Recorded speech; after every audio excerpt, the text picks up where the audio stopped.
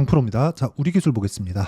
오늘 두산하고요. 두산 에너빌리티는 우리 기술만큼 강하지 못했습니다. 지금 이쪽 그 테마군에서 우리 기술이 대장급의 위치에 있다고 보시면 될 것 같아요. 종목 사이즈로만 보면 사실상 두산 에너빌리티 같은 경우에 13조, 그리고 두산은 3조 3천억 이 정도 되기 때문에 사이즈에선 비교가 조금 어려운데, 지금 당장에는 우리 기술이 그쵸 사이즈에 상관없이 대장주의 역할을 하고 있다고 보시면 됩니다. 실제로 변동하는 폭을 보더라도요, 뭐 두산 에너빌리티나 뭐 두산이나 이렇게 같이 보더라도 상대적으로 강한 움직임을 보이고 있다는 것을 확인해 볼 수가 있죠. 자, 그건 매물대 때문에 그렇습니다. 왜 그러느냐? 자, 보세요. 두산 같은 경우에는 우리 기술이 강하기 전부터 먼저 강한 움직임을 보여왔습니다. 그리고 나서 두산 에너빌리티가 지난주 들어서 강한 움직임을 보였는데, 고가 돌파 이후에 나올 수 있는 매물 소화 과정을 지금 보내고 있다고 보시면 됩니다. 근데 그런 과정을 이쪽 구간이죠. 이쪽 구간에서 우리 기술은 보냈습니다. 그렇죠? 그렇기 때문에 지금 당장에는 우리 기술이 더 강한 겁니다. 그런데 우리가 봐야 되는 내용은 한 가지입니다. 우리 기술이 추가적으로 강세를 보이기 위해서는 두산하고 두산 에너빌리티가 빠지면 안 됩니다. 그러면 스토리가 있어야겠죠. 근데 그 스토리보다 중요한 게 가격입니다. 자, 보세요. 제가 스토리에 대한 이야기를 드리고 가격을 바로 붙여서 이야기를 드렸었던 이유는 제가 누차 말씀드린 내용하고 같아요. 스토리를 갖춰놓고 그리고 가격에 대한 부분을 판단하고 이해하는 게 중요합니다. 그렇죠? 자, 어떻게 보셔야 되냐면, 가격이 움직이고 나서 스토리를 이해를 해야 된다. 즉 강한 이유, 모멘텀, 호재, 악재면 악재, 이런 부분에 대한 판단이 서야 된다는 겁니다. 자, 잘 들으세요. 두산과 두산 에너빌리티가 왜 강해요? 원전 때문이죠. 우리 기술도 마찬가지죠. 근데 여기서 우리가 봐야 되는 내용이 뭐냐? 왜 원전이 지금 부각받고 있느냐? 대안이 없기 때문에 그렇습니다. AI 시대가 도래하고 나서 지금 부족한 부분이 세 가지가 있어요. 이걸 제가 이야기한 게 아니라 일론 머스크가 직접 이야기를 한 겁니다. 그게 뭐냐? 자, 첫 번째 AI 반도체, GPU가 부족하고, 두 번째 변압기가 부족합니다. 전기 관련된 거죠. 세 번째 전기가 부족하다. 그렇죠. 이거는 그럴 수밖에 없는 게, 지금 학습의 과정을 거치면서 23년도가 지나왔고 24년도가 지나오면서 HD 현대일렉트릭, 효성중공업 이런 변압기 관련주들은 어마어마한 강세를 보였고요. 변압기 수요가 지속적으로 늘어날 수 있는 환경이 갖춰져 있기 때문에 그렇습니다. 근데 이것만 가지고 될까요? 전기 생산에 대한 부분 자체를 무탄소 쪽으로 가야 될 수밖에 없죠. 아니, 2030년부터 시작해서 2050년도까지 탄소 중립에 대한 부분을 지속적으로 강조를 해왔었고, AI 시대가 도래했으니까 이제 그런 거 필요 없어 갑자기 뭐 휙 뒤집고 안 하나요? 그쵸? 환경 관련된 거는 애초에 공감대가 형성이 돼 있는 부분이기 때문에 어쩔 수 없이 그쪽은 그냥 가야 됩니다.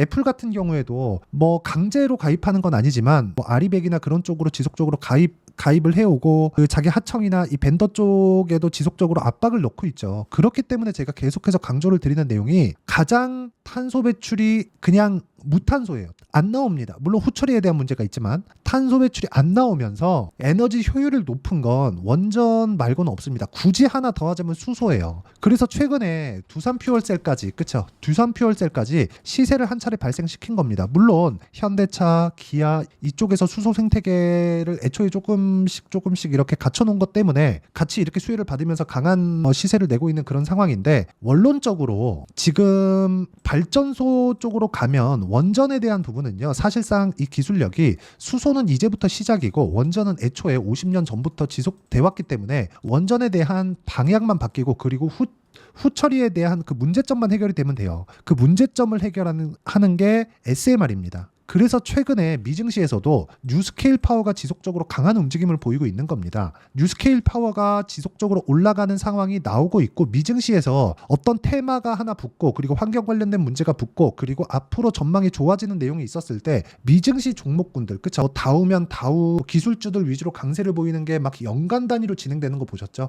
그런 상황이 한국 시장의 변동성과 만났을 때 시너지를 낼 수 있는 게 원전입니다. 실제로요, 2010년도 초반까지도 보성 파워텍이나 이런 관련주들 보면 정말 막 20배씩 30배씩 올라갔었던 게 원전 테마입니다. 지금 그 시작점에 있다고 보시면 되고요. 그리고 무엇보다 대형주들이 뒤에서 밀어주고 있다는 그런 부분을 감안했을 때 두산 에너빌리티나 우리 기술은 반드시 보유를 해야 되는 종목군들 중에 하나다. 그러면 이 내용에 맞춰서 매매를 했을 때 우리가 어느 정도까지 수익 구간에 대한 내용, 그쵸? 수익의 폭을 늘릴 수 있는지 그 부분을 한번 체크를 해볼게요. 자, 내용 한번 보시면 정확하게 제가 어떤 식으로 매매를 진행하고 있는지 인증을 할 겁니다. 자, 태성입니다. 그리고 이 화면은요, 실제 제 매매 내용이 나와 있는 거예요. 이렇게 내가 매매한 전체적인 내용을 다 오픈하기가 쉽지 않아요. 누구도 이거는 쉽지 않은 내용입니다. 자, 보세요. 태성. 어때요? 돌파하는 구간, 싸게 사지 않는다. 절대 주식을 싸게 사지 않는다는 거죠. 이쪽 구간에서 보세요. 매수하고 매도하고,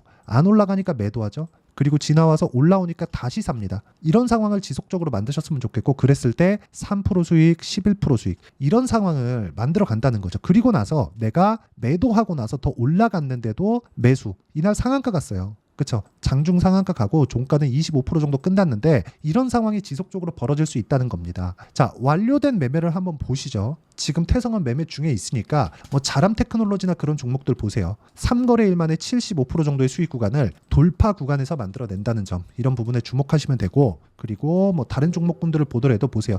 태성 아까 전에 얘기 드렸죠. YC 같은 경우에도 오늘 제가 매도를 했는데 반도체입니다. 자, 내용 보세요. 올라가는 구간에 지속적으로 매매를 해서 8% 수익, 17% 수익 지속적으로 만들어가고 있다. 이거 말고는 주식시장에서 대안이 없다. 이걸 하기 위해서는 이격에 대한 이해, 이평선에 대한 이해, 그렇죠? 이런 부분이 필요하고, 절대적인 가격적인 부분을 내가 이해하고 판단하는 게 중요합니다. 이 내용에 대한 부분을 제가 소통방에서 다 같이 공부할 수 있게 환경을 만들어 놨으니까 구독과 좋아요 눌러주시고요. 상단에 있는 전화번호로 구독 또는 소통이라고 문자 보내주시면 여기 소통방 입장 링크를 순차적으로 공유를 해드리도록 하겠습니다. 자, 어떤 방식에 의해서 제가 이야기를 드리고, 제가 그걸 활용해서 어떤 식으로 매매를 진행하고 있는지 그 내용에 대해서 이야기를 드렸으니까, 오늘은 우리 기술에 대해서 이야기를 드리니까 우리 기술 어떻게 매매했는지 보시죠. 23.65%, 그쵸? 이런 부분을 소통방 여기 올려보시면 정확히 나옵니다. 우리 기술. 자, 여기죠. 5월 23일 우리 기술 명확하게 나옵니다. 이렇게 돌파 구간에 내가 공략할 수 있어야 된다는 점 반드시 기억하시고, 이런 내용을 소통방에서 다 같이 공부할 수 있게 제가 만들어 놨으니까 구독과 좋아요 눌러주시고요. 상단에 있는 전화번호로 구독 또는 소통이라고 문자 보내주시면 제가 소통방 입장 링크를 순차적으로 공유를 해드리도록 하겠습니다. 자, 그러면 어떤 식으로 제가 매매를 진행하는지 그 내용에 대해서 다 이야기를 드렸으니까, 이 내용을 가지고 우리가 우리 기술을 왜 지금 해야 되는지 다시 한번 봅시다. 자, 첫 번째 이 내용 볼게요. 신고가를 만들었다. 즉 돌파 구간을 만들어 버렸다. 그리고 우리 기술만 움직이기에는 종목 사이즈가 그렇게 크지 않죠. 그렇기 때문에 우리가 우리 기술을 볼 때는 대형주가 뒤에서 밀어주고 있는지를 봐야 됩니다. 그 중에 하나가 뭐예요? 두산. 그리고 또 하나가 뭐예요? 두산 에너빌리티. 그렇죠? 두산 에너빌리티가 이쪽 구간에서는 신고가, 즉 돌파 구간을 만들어내지 못했습니다.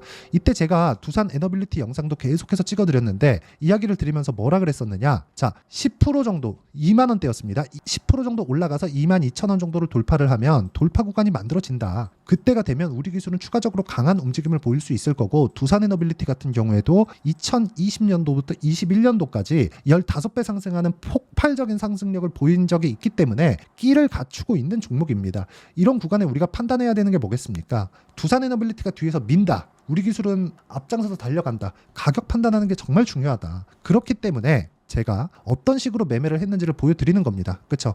돌파하는 구간에 매수했을 때 23.65%, 그렇죠? 이런 부분을 소통방에서 공유하고 있으니까 상단에 있는 전화번호로 소통이나 구독이라고 뭐 문자 보내주시면 되고, 여기서 우리가 주목해야 되는 점은 22평과의 이격도를, 최소한의 이격도를 조정해야 되는 부분이 필요한데, 그 조정 구간은 주가가 가만히 있더라도 22평선이 뭡니까? 20일 동안 거래된 평균 가격이잖아요. 그러면 여기서 20일이 지금 며칠 지났나요? 5일 정도가 지났죠. 이 고가에서 횡보를 하더라도 22평은 자연스럽게 올라올 수밖에 없죠. 내일 지나고 모레 지나면 가파르게 22평이 뜨기 시작할 겁니다. 그렇죠? 정확하게 제가 이 내용을 딱 찍어서 보여드리면 보세요. 이제 한 3, 4일 정도 지나면 저가 부분이 빠지면서 평균 가격이 높아질 수밖에 없죠.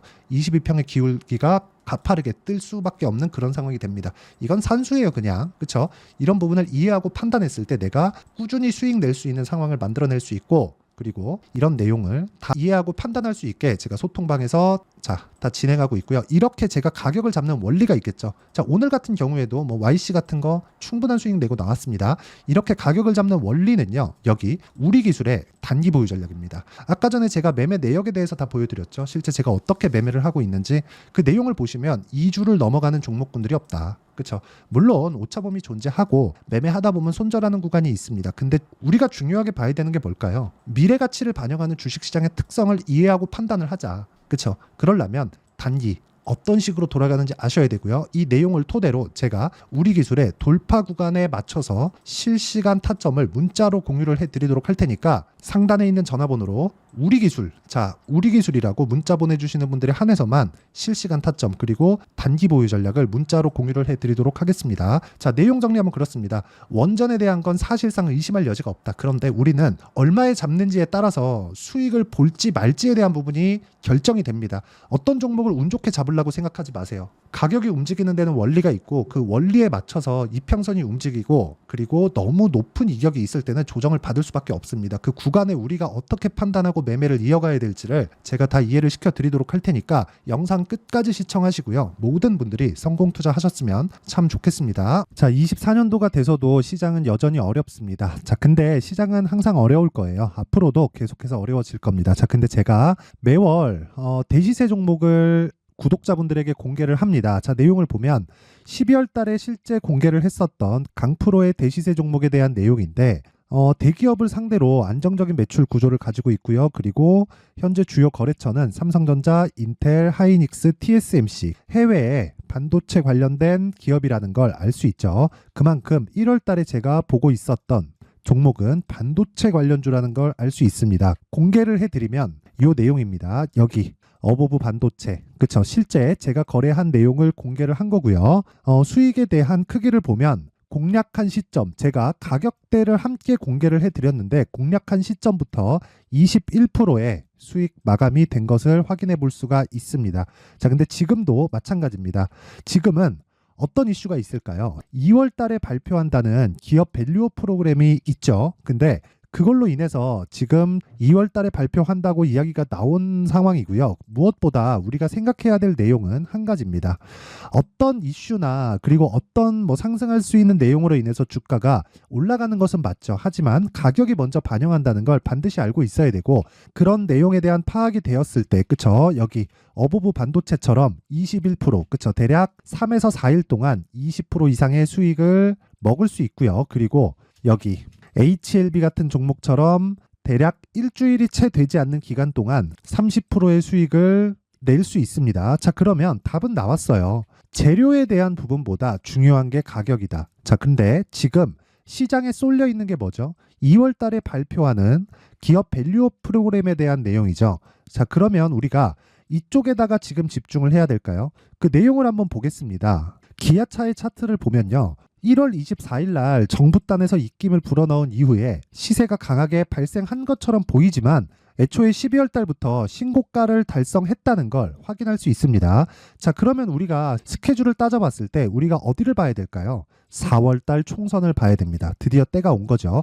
4월 달 총선이 끝나면 그 뒤엔 뭐가 있죠? 대선 전국으로 들어갑니다. 그러면 우리는 4월 달 총선부터 시작해서 대선까지 이어질 수 있는 종목을 찾는 게 정말 중요합니다. 그게 정부 정책의 방향과 그리고 스케줄에 맞춰서 가는 거예요. 정치적인 상황에 따라서 주가가 움직이는 걸 우리는 수도 없이 많이 봐왔기 때문에 스케줄에 맞춰서 가는 게 지금으로서는 답이 될 수 있습니다. 그리고 무엇보다 어느 정도의 시세를 내는지 그 첫 번째 단계인 상황을 그쵸? 제가 12월 달 밝혀드렸었던 대시세 종목으로 이미 공개를 해드렸기 때문에 그쵸? 어떻게 제가 매매를 했는지까지 다 보여드렸습니다. HLB처럼 그쵸? 31.9% 걸린 시간은 4일밖에 되지 않죠. 이 종목을 제가 가격과 그리고 어떤 종목인지를 애초에 12월 달부터 공개를 한 겁니다. 자, 그러면 지금도 마찬가지예요. 앞서서 제가 말씀드렸었던 23년도에 했었던 여러 가지 종목들이 있죠. 한미반도체 같은 종목들도 여기 소통방에서 모두 공개를 해서 실제로 10,000원부터 60,000원까지 상승한 내역이 있고요. 왜 공략을 했는지를 제가 다 공개를 해드렸습니다. 근데 지금도 마찬가지라는 거죠. 정부 정책의 방향에 맞춰서 또는 선거 스케줄에 맞춰서 매매를 이어가야 될 때가 됐고요. 제가 총선 관련된 큰 시세가 나올 수 있는 대시세 종목을 준비를 해놨습니다. 길게 말씀드리지 않겠습니다. 모든 종목들은 신고가를 달성하면서 대시세 준비를 하게 되고요. 신고가를 공략했을 때 내가 시장에 주도주를 잡을 수 있는데 지금은 총선에 집중하는 게 맞다. 그래서 총선 관련된 그리고 대선까지 이어질 수 있는 종목을 준비를 해놨는데 지금부터 준비를 하셔야 나중에 고가에 올라가서도 꾸준하게 매매를 이어갈 수 있습니다. 자꾸 막 손절하고 매매하는 과정에서 너무 어렵다 하시는 분들은요. 이 종목 딱 받아가서 큰 수익 내셨으면 좋겠고요. 이 종목은 상단에 있는 전화번호로 대시세라고 문자를 보내주시는 분들에 한해서만 제가 총선 그리고 대선까지 이어질 수 있는 종목을 공개해 드리도록 할 테니까 상단에 있는 전화번호로 대시세라고 문자를 보내주시고요. 그리고 구독과 좋아요 꼭 좀 부탁드리겠습니다. 시장은 정말 어렵습니다. 자, 그래서 모든 분들이 성공 투자하셨으면 좋겠고요. 기본적으로 가격에 대한 파악을 하면서 큰 수익을 내셨으면 좋겠습니다.